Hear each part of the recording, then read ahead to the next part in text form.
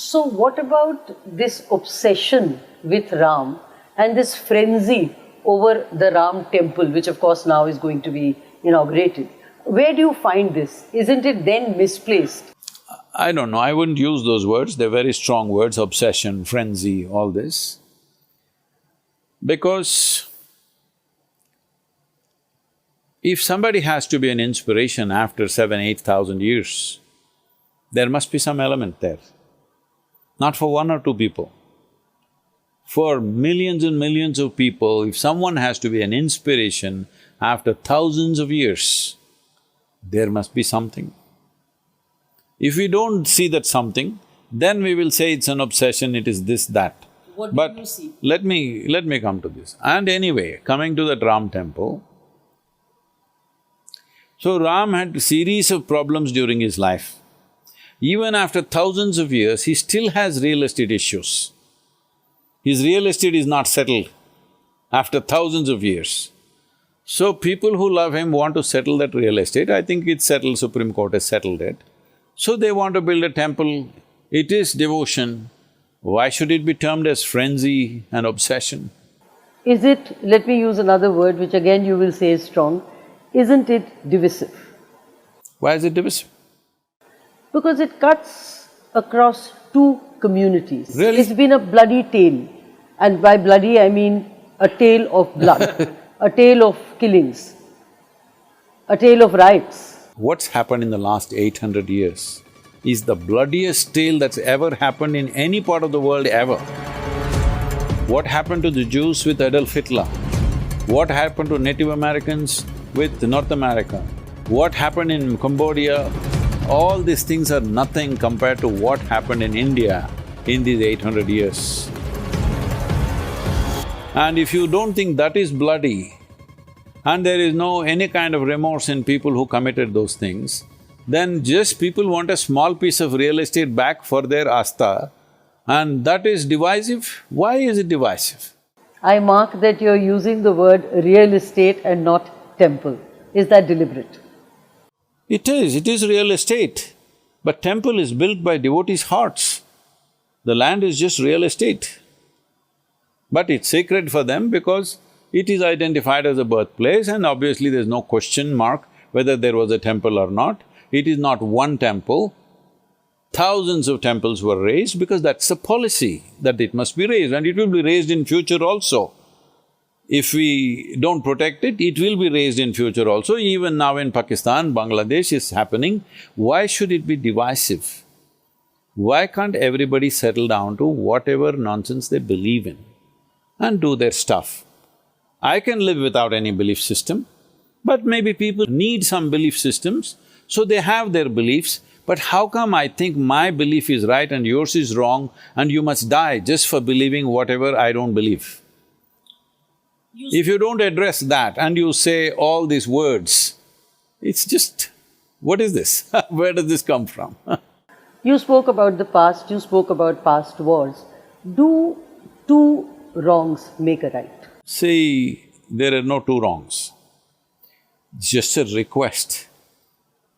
These three icons, Shiva, Rama, Krishna, thousands have been…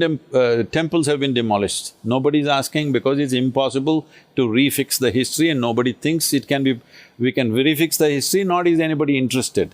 These three icons, where their, the basic presence was, these three iconic places they're asking for, why can't it be just offered without a fight? Where is a fight? And nobody is fighting, they're only going to the court. Court is not a fight, it's a legal process. Why are you calling legal process a fight?